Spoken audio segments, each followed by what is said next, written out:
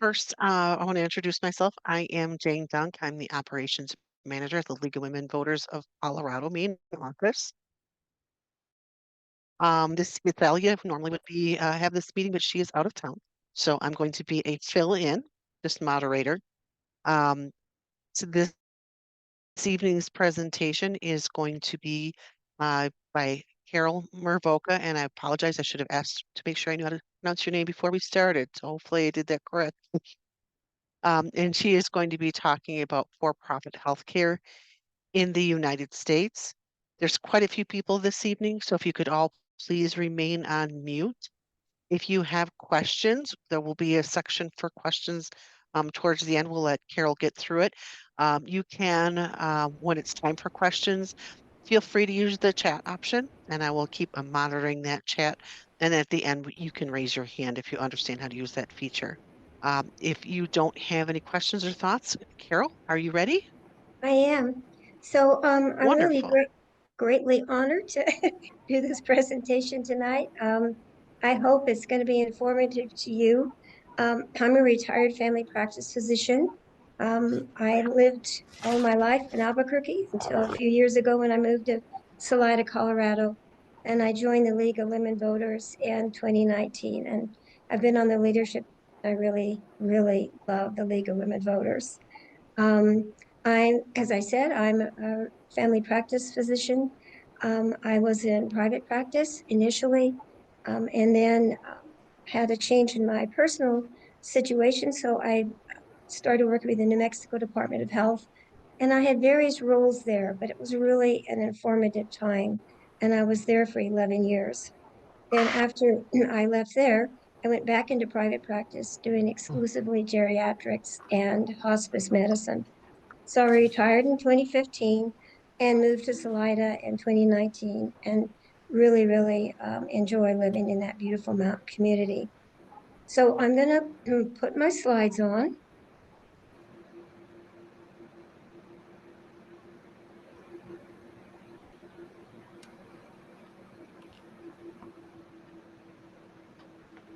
And I,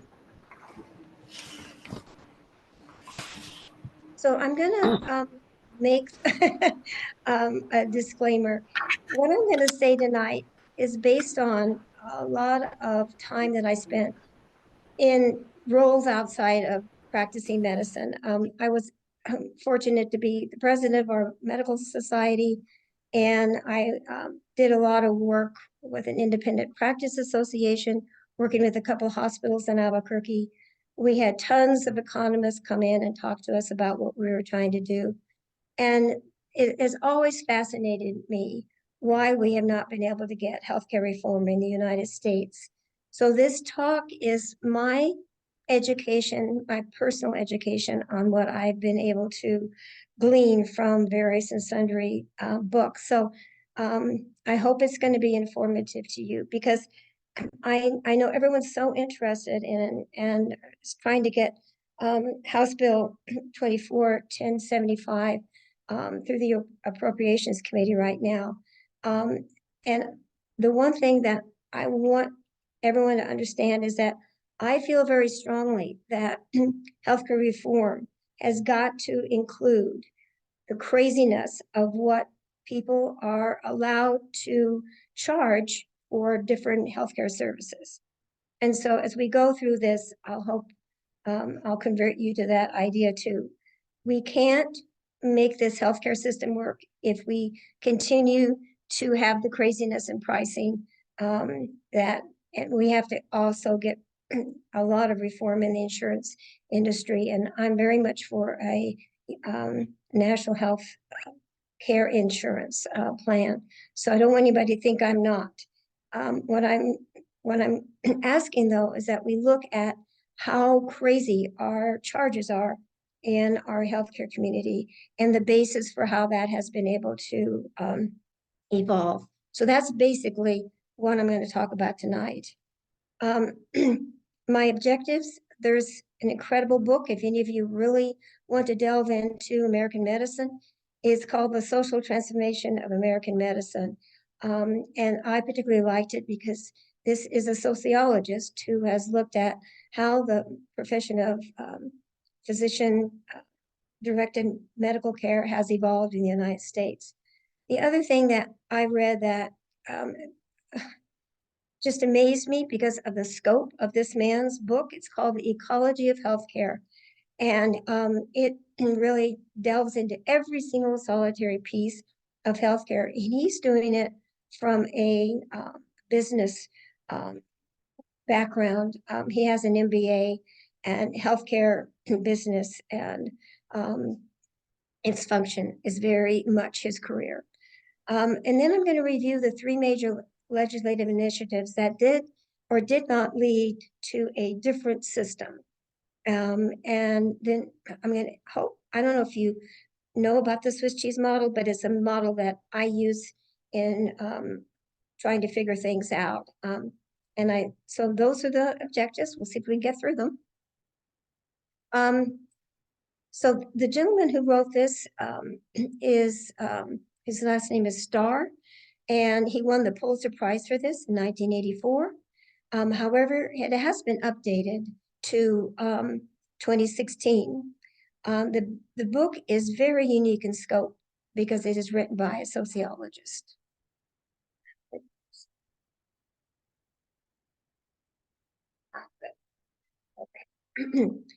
This is what the cover looks like. And as I said, he won the Pulitzer Prize. And it is constantly being referred to in many different aspects of healthcare reform. So basically, the American medical profession started in about mid 1800s. It started as basically kind of smoke and mirrors. There was not a lot of knowledge in regard to healing, curing, or making better. However, it really started consolidating itself in the 1900s through the 1930s, and it became a sovereign profession and has remained a sovereign profession to this day. Public health and holistic practitioners sort of initially played an important role, and that role became less and less as time went on. It has dominated not only scientifically, but socially. Physicians have been very aggressive in maintaining their patient base. They're very aggressive in maintaining their status, and they are very aggressive in maintaining, unfortunately, the inequities and injustice in our healthcare delivery system. Not intentionally, and some did do it intentionally. In 1934, the AMA adopted a code of ethics. From the very beginning, healthcare has been a profit-generating profession. And although the AMA says it was unprofessional, you cannot have an independent private practice, you can't have an office, you can't everything. It's a small business. And you can do with that small business profit-wise as much as you want. So the AMA also stated that it was not wrong for doctors to make a profit, but they just somehow were having this double-edged sword. The doctors initially started protecting their access to patients, and most of their patients were in the more well-to-do or higher middle class, and the drive to take care of people who are indigent or of different races was not necessarily one of their more altruistic purposes. So the AMA through the 1930s to the 1990s has actively resisted national health care insurance. And even if you get on the website now, they are not, they're kind of hedging their bets about what the AMA wants to do. The other thing that happened at the same time that physicians started becoming more socially affluent and more socially in the higher levels is that medical education reform was very important. So initially there were no medical colleges. And then Johns Hopkins and Harvard led the way in increasing medical education, the quality of it, and also the length of it and the cost of it. There were many more prerequisites for admission. So the proprietary schools and the Wicker medical colleges were trying to recruit from the working men classes, and that was something that was frowned upon. And so as time went on, more and more people who went into medicine were in the higher economic status in the United States. The most interesting thing I found is that before 1900, 10% of students in medical education were women. We were far ahead of any other countries. But as the second bullet shows, as more affluent people were going to medical colleges, the idea was that women had no place in medical education, which was the case until about the 1970s of the 20th century. There was also a lot of talk about medical education reform. The American Medical Association made the reform one of their major priorities, and that led to something called the Flexner Report. The Flexner Report had a very important outcome in regard to medical education. The first thing was that the man who did it was an incredibly critical man. He was hired through the Carnegie Foundation by the AMA because the AMA didn't want to have the public outcry of them saying that certain institutions were good and certain institutions were bad. So basically, the Flexner Report decreased the amount of medical colleges in the United States, which made it more difficult for physicians to get trained.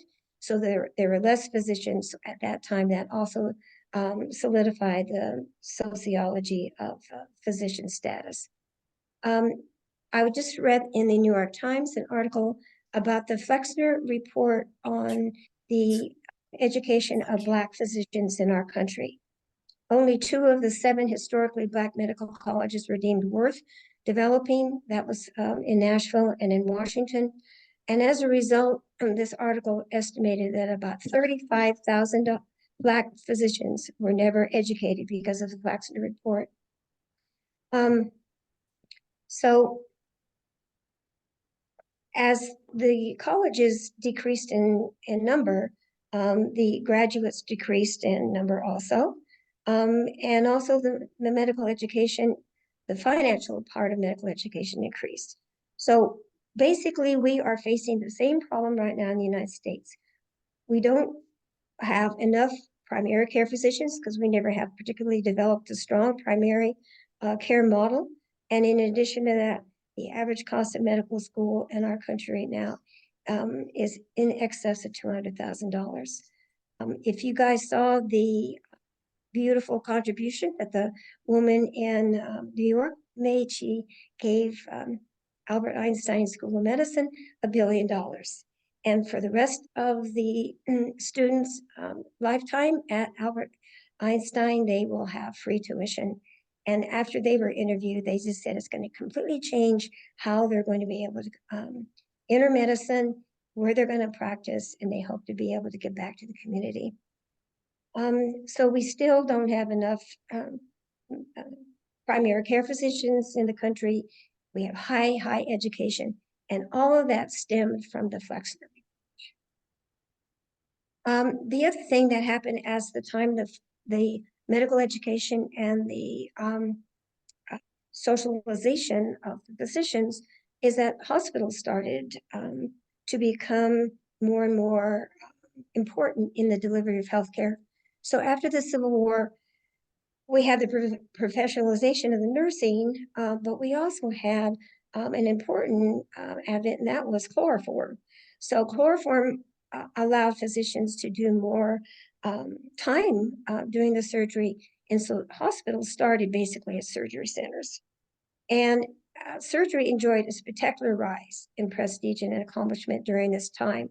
And then as the hospitals became more and more sophisticated in medical care, physicians then became hospitalists associating with that hospital. That's the model we use now, but we didn't use for a long time. And in addition to that, people, practitioners who were not associated with the hospital, they made more and more inroads into becoming associated with hospitals. So hospitals started off basically as an independent institution. But then as surgeons came in and outside physicians came in and specialization came in, the running of hospitals, the organization of hospitals switched from the administrators basically to the physicians. And many of our early hospitals were based strictly on being controlled by physicians. The other thing is that capitalism and physicians has always been hand in hand. We have a commodity, we have demand for that commodity, and as a result, we have a nice system. And there has never been any attempt of any significance or effectiveness to keep the cost of care in the United States like it has been in other countries who embraced a national healthcare system after World War II.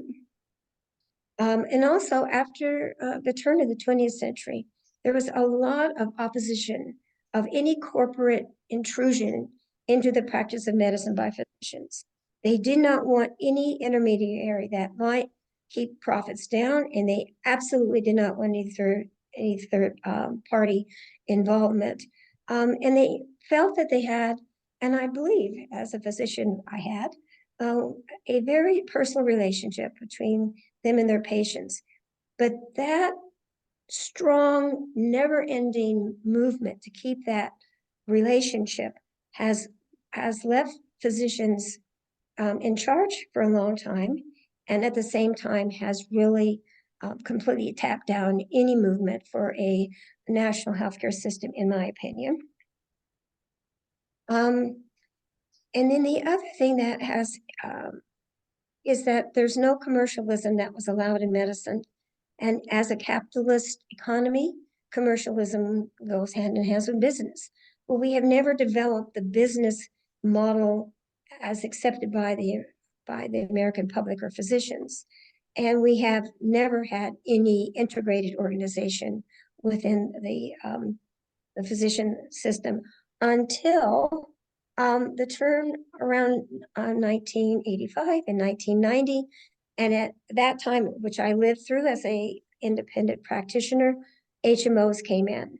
And when HMOs came in, basically what happened is that physicians no longer had direct access to patients. We had to join a panel, and the actual patients that we were used to having now belong to the HMO. And that was a huge change in the model of practice in the United States, and very much diluted physician power in the United States. So from about 1985 and 1990, physicians' power in healthcare reform and in healthcare delivery has been diluted because of HMOs. So that's the first book. The second book is the U.S. Healthcare Ecosystem, and this is the one by Lawton and Robert Burns. And I really would recommend, if you are interested in healthcare policy and you want to really try to help figure out how we're going to get national healthcare insurance, these two books I found to be particularly informative. So this is his very first diagram. So this is our healthcare ecosystem. And you can look at it and see, basically we have physician organization, we have pharmaceutical companies, we have hospitals, and we have health plans. And little tiny ovals, we have government, and even smaller tiny ovals, we have patients. And you can see profitability, profitability, profitability. So the idea that people are nonprofit, I think, is a little bit misleading in our healthcare system and its development.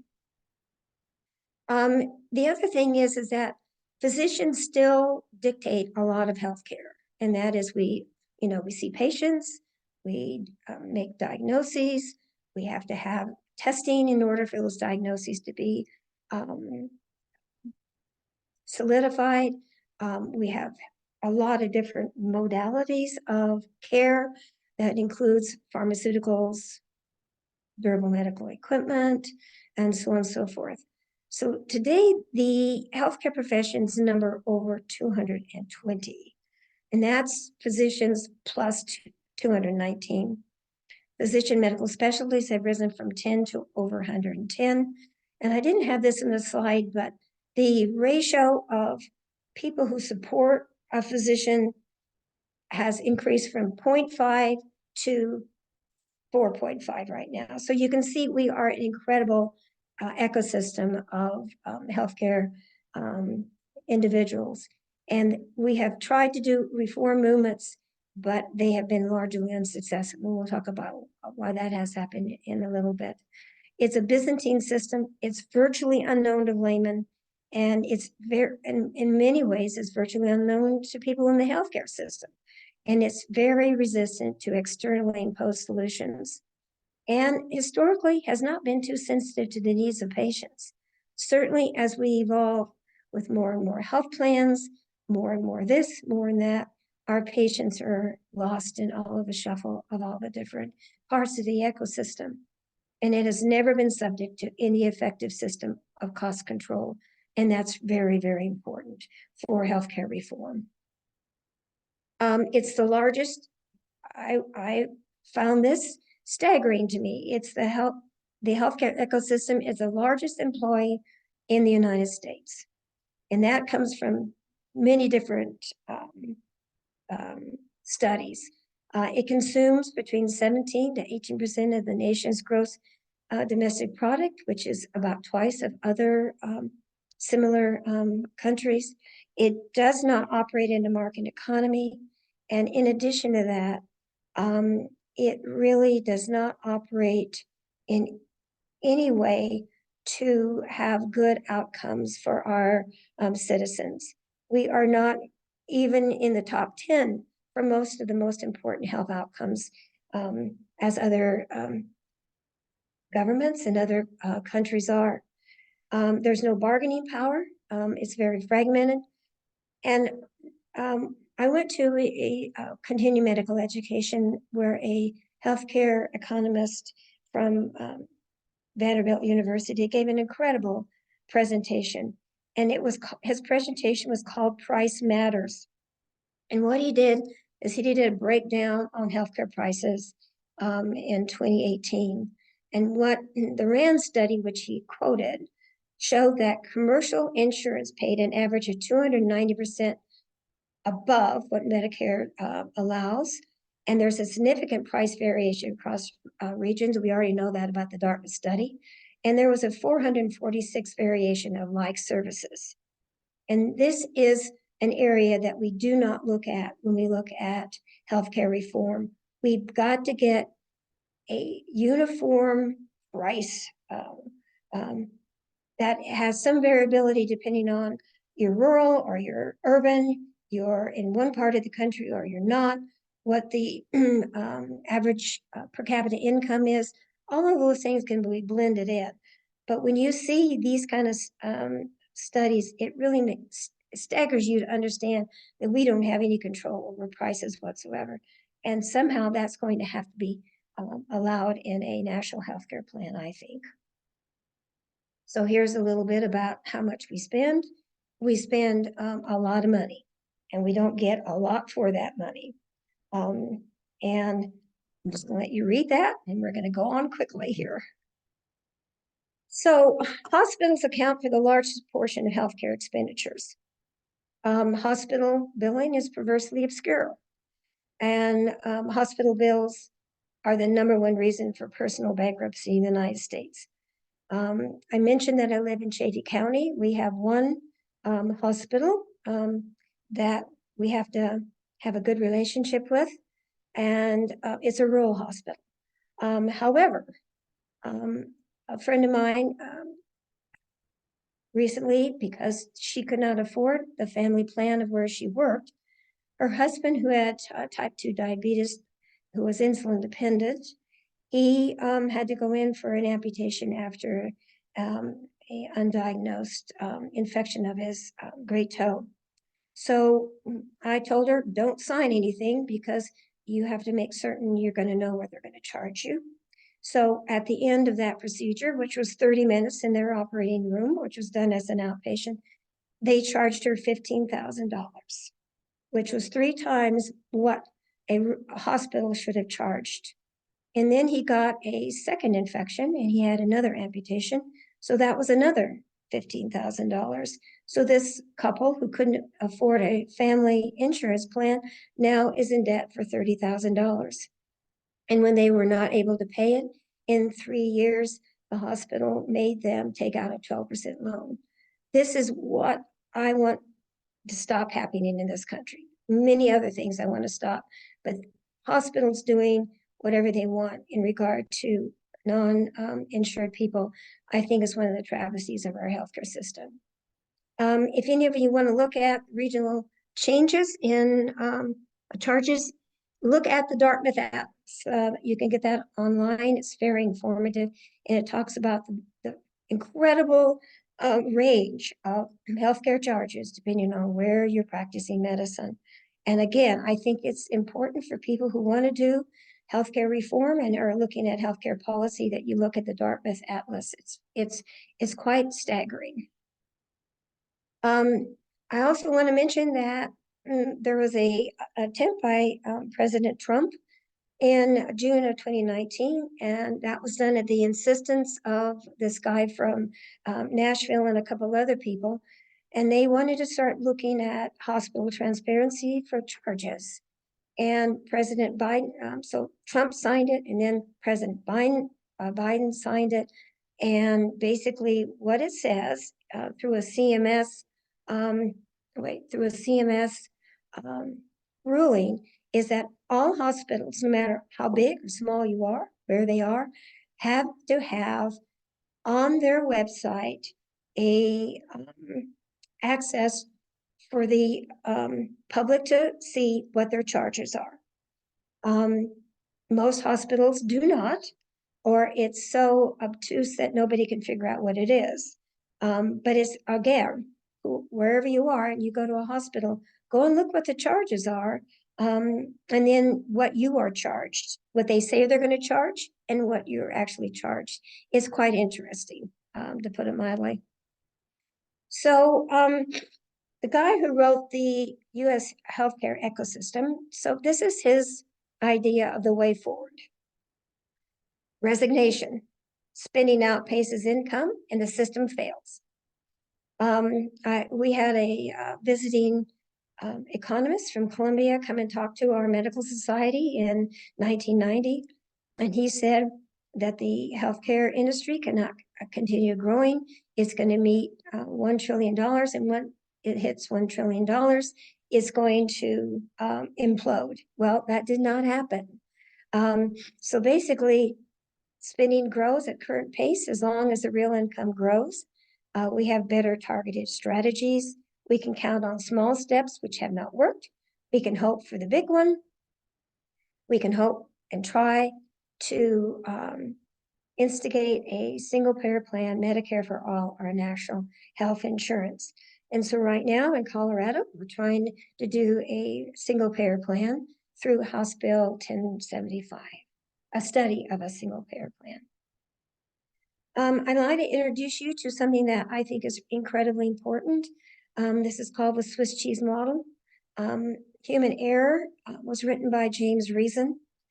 He was a manufacturer engineer in England, and he looked at why you get the raw product and why you get a completely functional product or a lemon.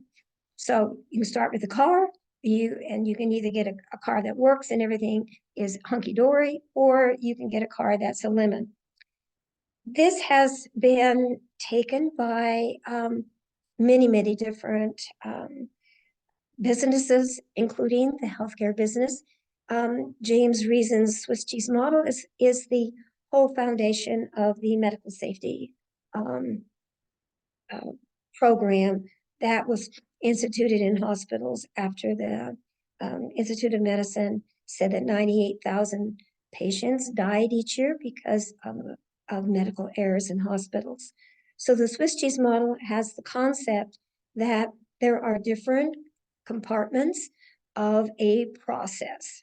And the compartments, if they are done properly, They will allow no problems with the manufacturer or the delivery of healthcare or a plane getting from point A to point B or multiple other systems. It also, the Swiss cheese model is the whole basis for Toyota Stop the Line, which has made Toyota one of the best car manufacturing countries in the world, if not the best. And so when we look at healthcare, I look at it through the Swiss cheese model. There are things that are low hanging fruit, things that you immediately look at. Well, we've got to get the middleman out. Well, we have to get the insurers to not charge as much. We have to have no profit in healthcare. Those to me are the low hanging fruit. But the ones that are the most important to really get reform or to really get a safe airplane or to really get a patient not having an adverse outcome in a hospital are what are called the psychological issues and the unsafe acts. And they are all based on the culture of what you're dealing with. And so I'm going to introduce you to my kind of Swiss cheese model for healthcare reform. So I think we have to look at 5 major areas. One of them is the culture of the United States. The other one is the intergroup conflict of different components of our country, institutions, which I'm lumping into government, business, and labor. And then there's the citizens. But the citizens have tied themselves in many ways to labor. And I want to emphasize, which was quite surprising to me, and that was when I was doing all of this review, and I have been doing my reading over and over, it came up that one of the reasons that we do not have and did not have a single payer plan or national health care after World War II was very much because of our two-party system. All of the countries that were able to achieve that, Britain, Germany, France, Australia, New Zealand, they basically had more than 2 parties. And at least one of those parties is very friendly to labor or to democratic socialism or to social democracy, however you want to flip those words around. But particularly in Britain and Germany and France, they had a very, very strong Labor Party. And in Britain, the Labor Party was in control, and they were the ones that really pushed through the national health system in Britain, which is struggling now, but it did not struggle when it first started, and it's based on a primary care system where most of the medical care is given by primary care physicians or mid-levels. The other thing that we are always butting up is our form of economy, which is American capitalism.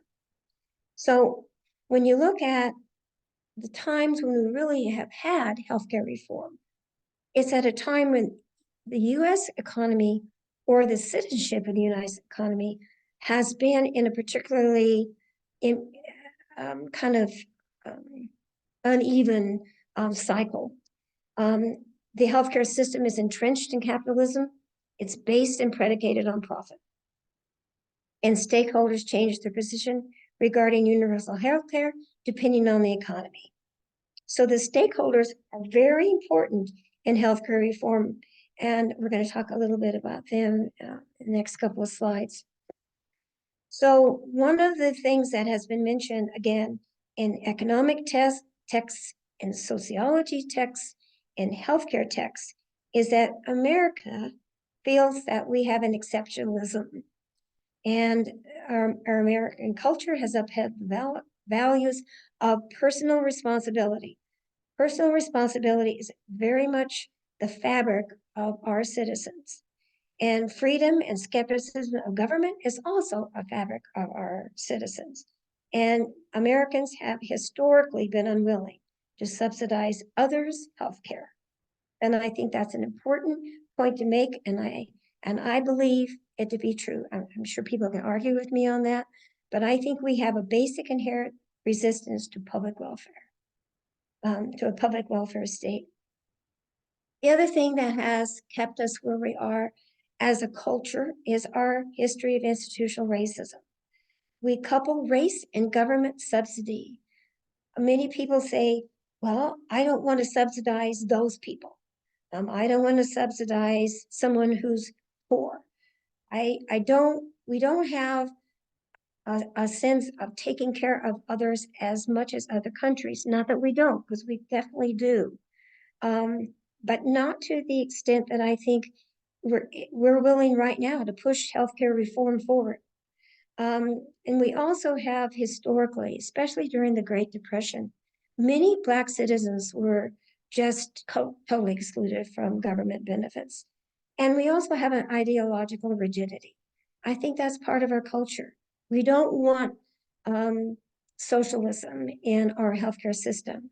We don't want to ration healthcare, and yet we ration healthcare all the time.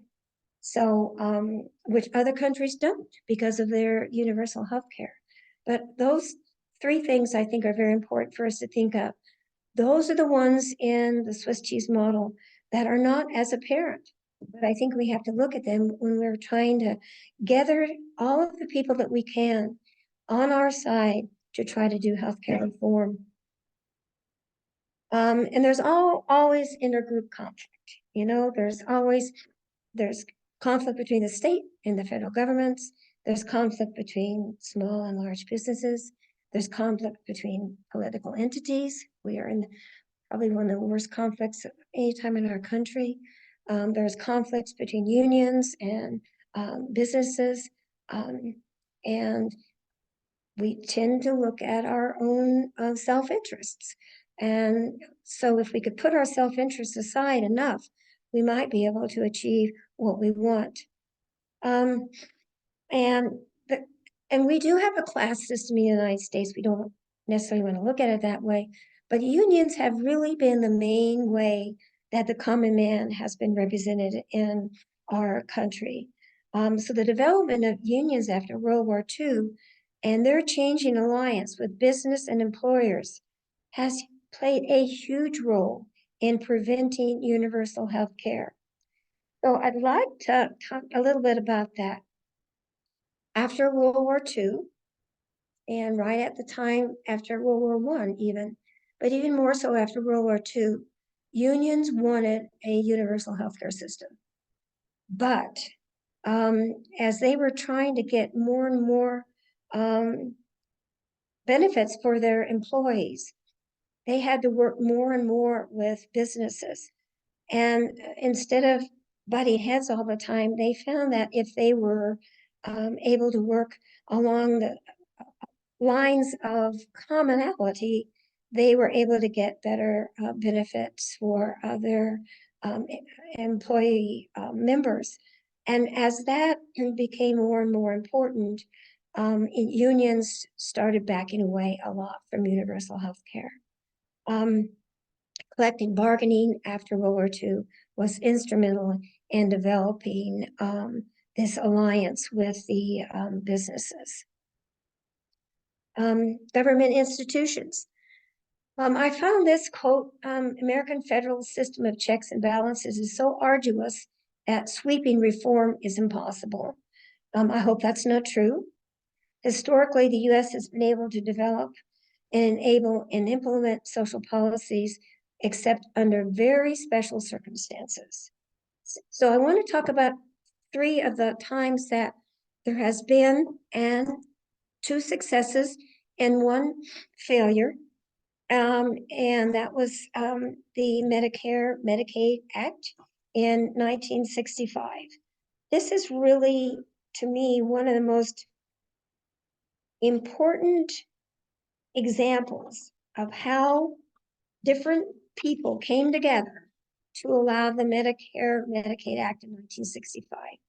So in 1935, when Social Security was enacted, Social Security basically ensured pensions for healthcare workers, but it did not ensure healthcare. And that was one of the most important things about the Social Security Act. Pensions were provided for, but health care insurance wasn't. And then as time went by, 30 years went by, and it was becoming more and more obvious that as people were retiring from jobs, particularly good union jobs, they had pensions, but they did not have any health care.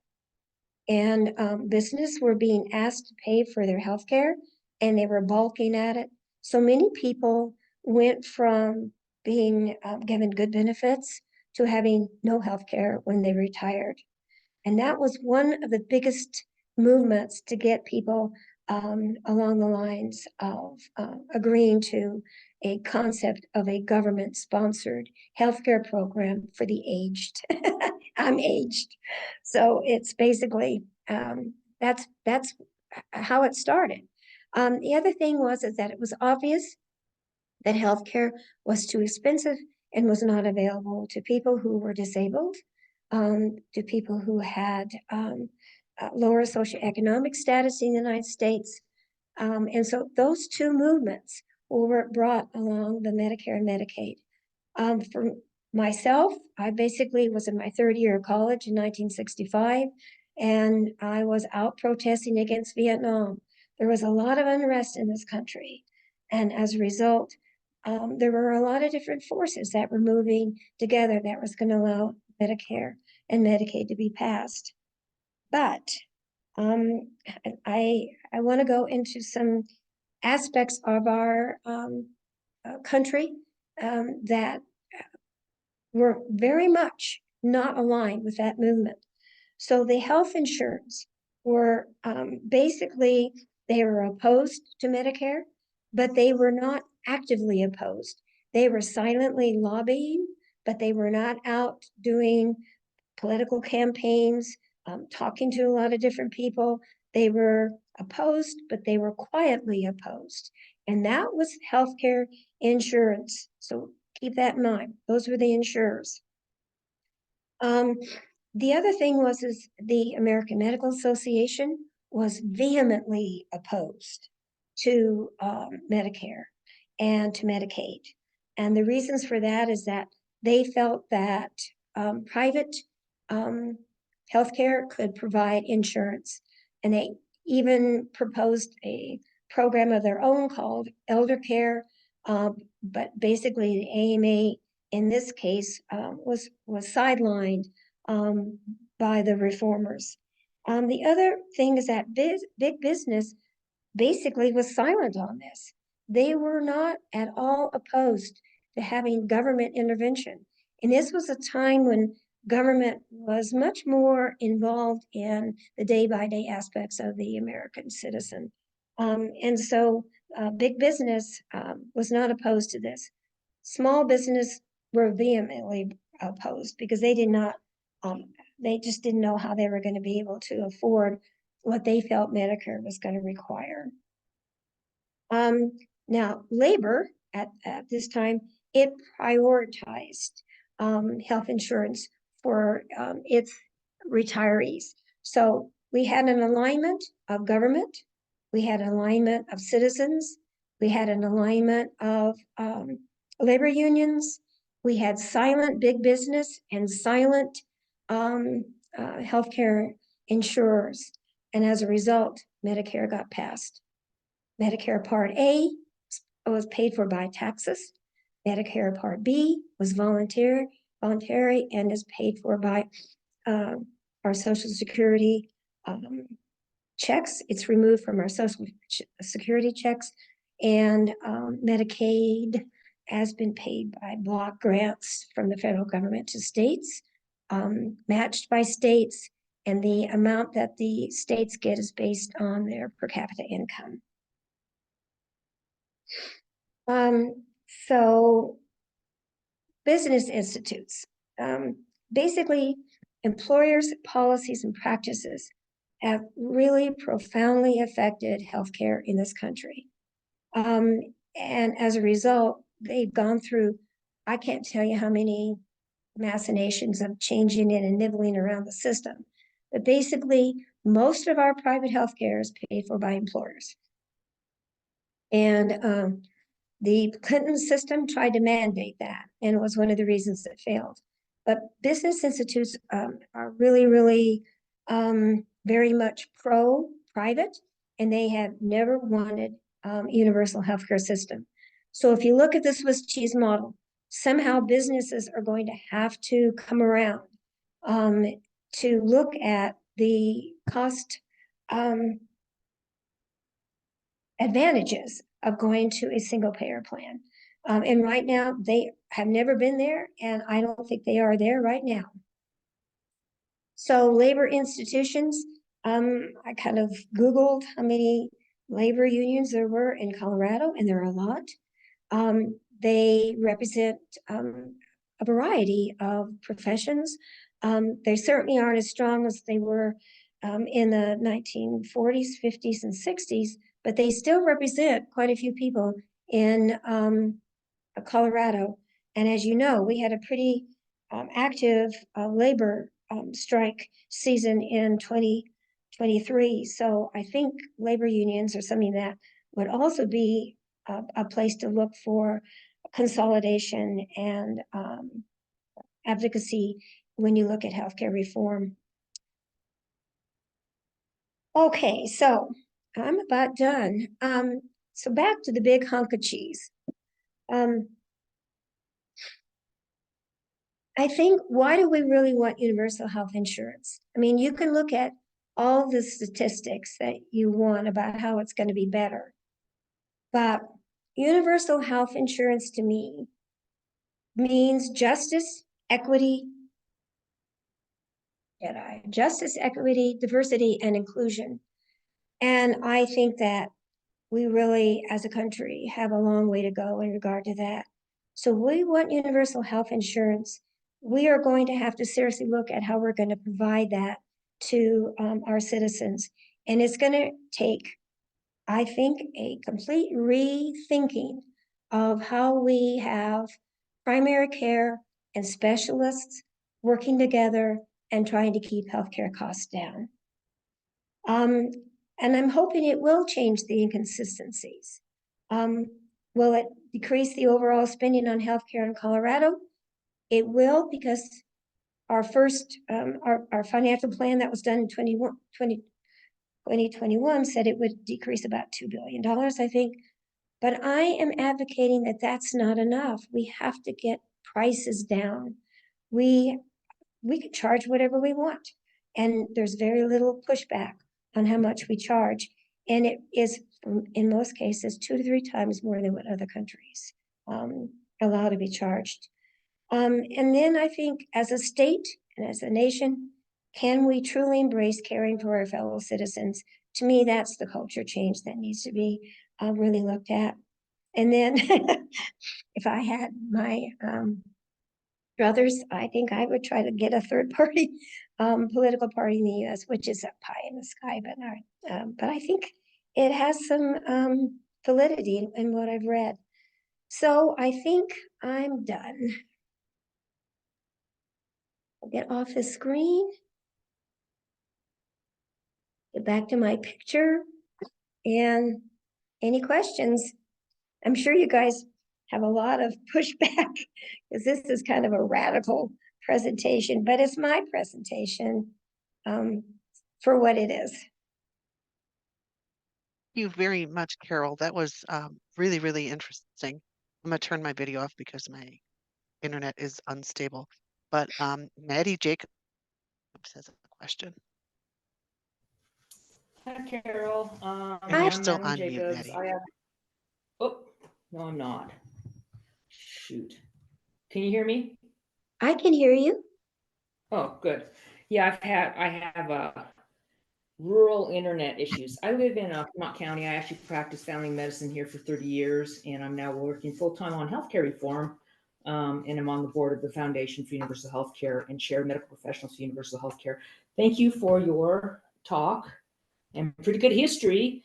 I guess I'm getting more optimistic than you are currently feel. I totally agree with you. There needs to be a total paradigm shift. And as the little bit you gave the history is only scratching the surface of how screwed up our healthcare system has been throughout the history of this country.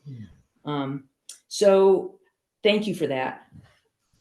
The way I look at it is there needs to be a paradigm shift where we are not, where healthcare is about taking care of patients, not about profit. Therein lies the whole problem. And it's just gotten worse and worse because the profit motive has totally skewed everything. And, talk about doctors wanting to profit. Well, right now, doctors leaving practice, have moral injury. We have plenty of nurses in this country, but they're leaving their jobs because of moral injury. And I just think that that really needs to be emphasized in what we're putting out to people to convince them. The good news is the majority of people in this country now actually support universal health care. So I'm hoping we'll make some moves. We actually have talked to some business people as well who, of course, support this as well. And so I think we're actually having a pretty positive movement compared to where we were even 10 years ago. So just wanted to. And I totally agree with you. What I wanted to show is that for those of us who are in healthcare, we have always understood how much profit there is. Mm-hmm. And I bemoan the loss of a caring relationship between a physician and a patient, where you go in the office and you know what their background is, you know their social situation, you know so much about them, and we have totally lost that because of the Yes, I profit agree. and the craziness of our. I mean, our healthcare system is, pardon my language, batshit crazy. It just Amen. is not. And I want everyone to look at it. We can't just do the middleman. We have to look at what people really charge, and we have to look at so much of it. And I think, Maddie, you and I are in complete agreement. And we have to get our citizens very much educated on how draconian our healthcare system is. For the fact that we embrace capitalism in healthcare. And one of the things that Vermont is trying to get as a action item on the League of Women Voters US is getting the profit out of healthcare.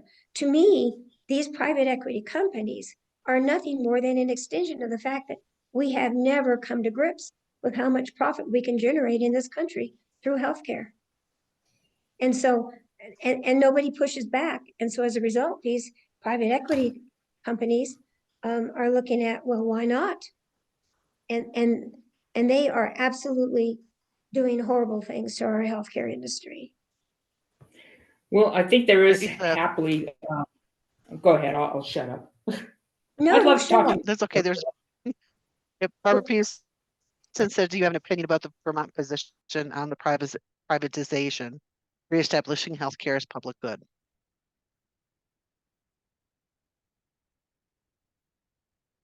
Did you hear that? Were you asking me? Yes, it was a question from Barb Pearson. Do you have an opinion about the Vermont position on privatization? Sorry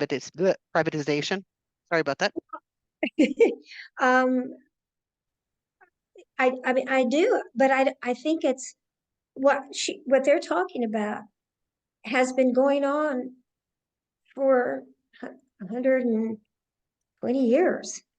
And what everybody's so upset about right now is the Medicare Advantage plans, and also the private equity that are coming in. I think we need to stop that now. But it's like the barn door has been open for years on this. So my feeling is definitely the League of Women Voters should have it on their agenda, and it should be discussed. Thank you. Mary, you have a question? Yes, I do. We've just gone through a series of discussions here at the Jefferson County League of Women Voters about Vermont's position on privatization. But the question keeps coming up, is it just the private equity for profit firms, or is part of the problem also the not-for-profit firms that increase their margins? I mean, it's not just that they want to make profits, but they want to increase their revenues to balance their costs and all of that. So is it just private equity? No, Or is it also nonprofit? No, I think it's every aspect of healthcare, and that's what I was trying to impart to everybody. There is profit in every aspect of healthcare, Yes, even the not-for-profits. even the not-for-profits. They Exactly. don't, I mean, their profit goes into buildings or it goes into increasing their CEO salary. Sometimes it goes into increasing their employees' benefits. But I mean, my rural hospital, well, let's see, my rural hospital, we're kind of edging around the fact that there's quite a few citizens that think that they could be a better community member. That's pretty diplomatic. And so we're going to be doing a survey, healthcare survey in Chaffee County that I'm very excited about. But what I'm trying to say is that we have always had profit in healthcare, and nobody has pushed back except little bitty nips and tucks here. When you look at 400 and what was the percentage for price matters, when you look at that discrepancy, when you look at a hospital in rural Colorado that charges $5,000 for the same procedure that they charge my friend's family $15,000 for, there's something really wrong with that. Right. And I mean, that's just what I'm saying.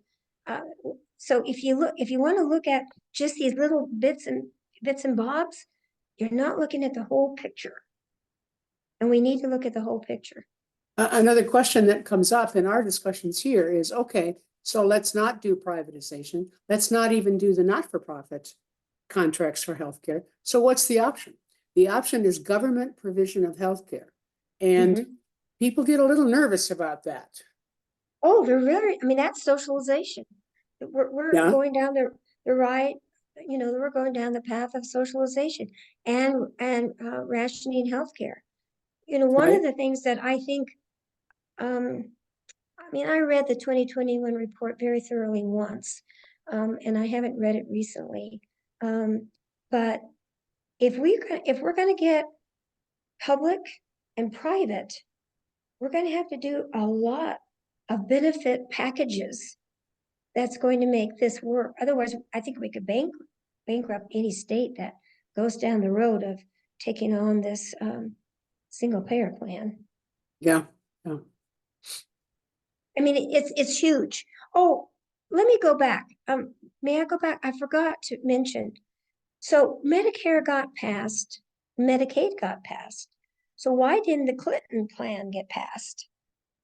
The Clinton plan was incredibly ambitious and incredibly ultimately unpopular by everybody, including unions, big business, little business, and healthcare insurers.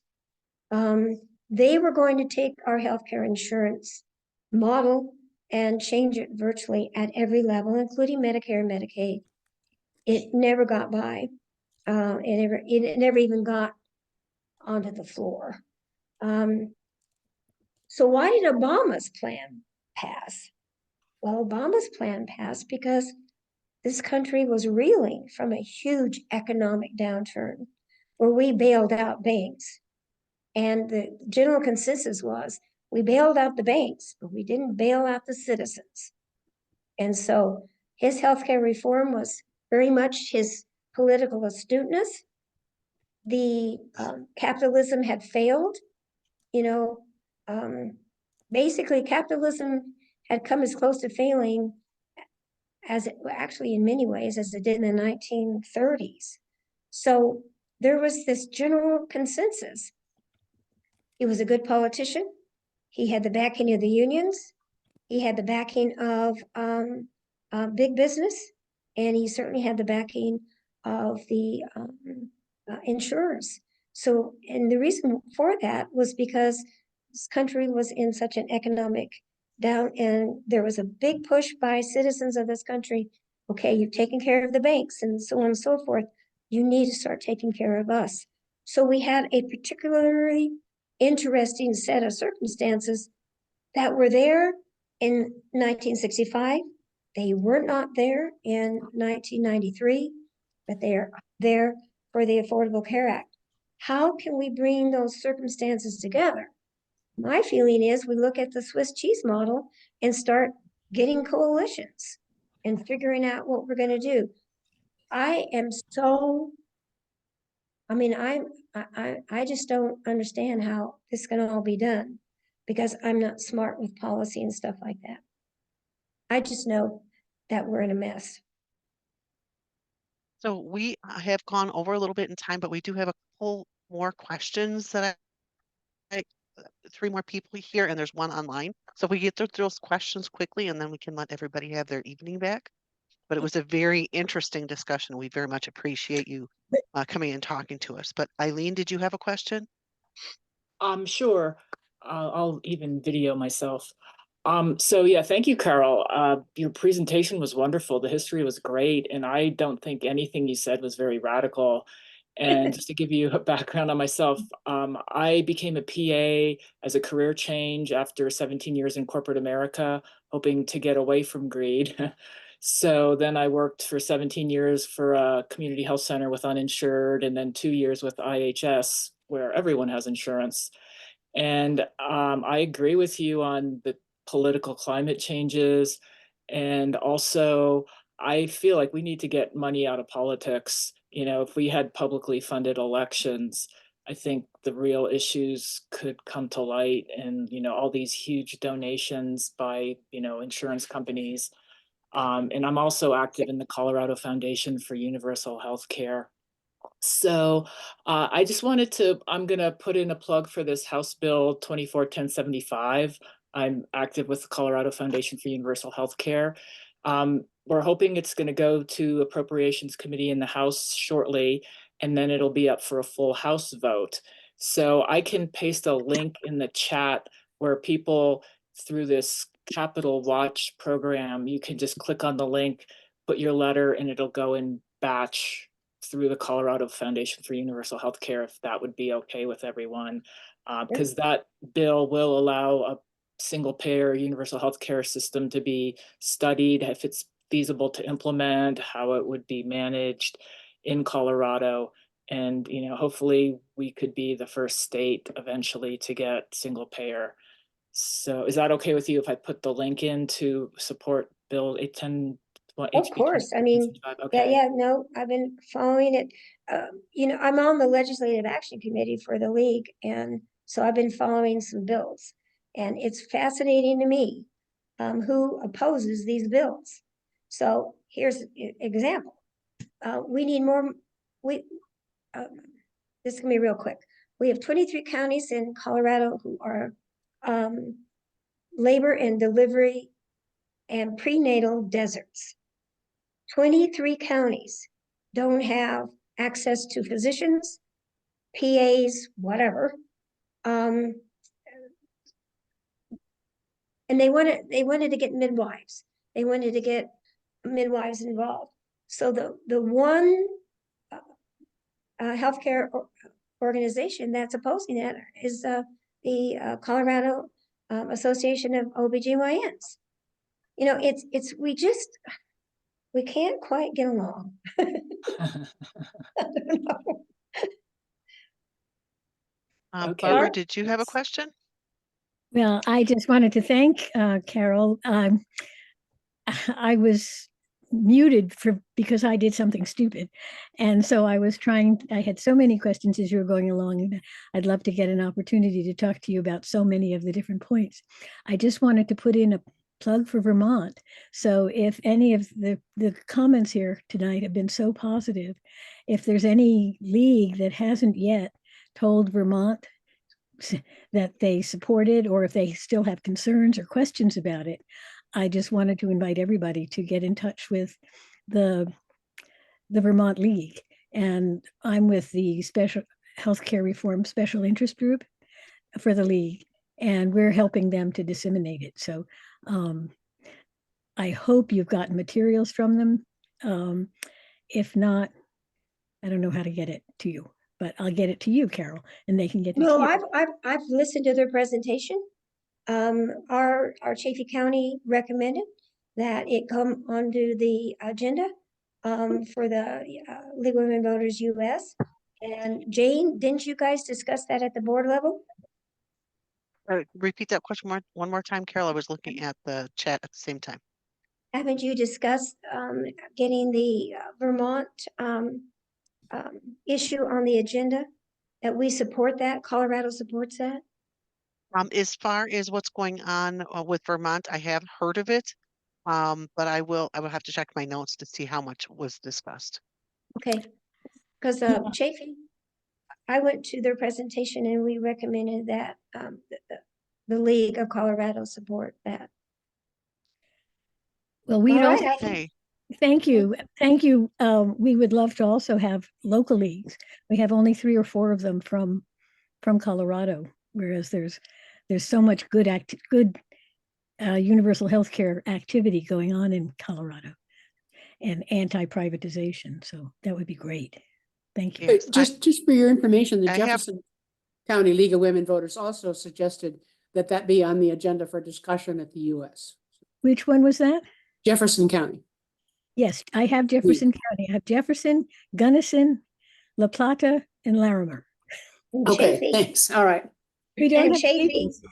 Well, we and don't Chaffey. have Chaffey. So we need Chaffey. We need to have your league write to Betty Keller or to the number for Vermont so that we can add it to the list. That would be wonderful. I know there are other questions out there, but it is, past time. So I'm sure you have a lot of very good information. I'm sure we could sit here and talk for probably another 3 hours. Okay. But Good evening, I very much everybody. appreciate your time.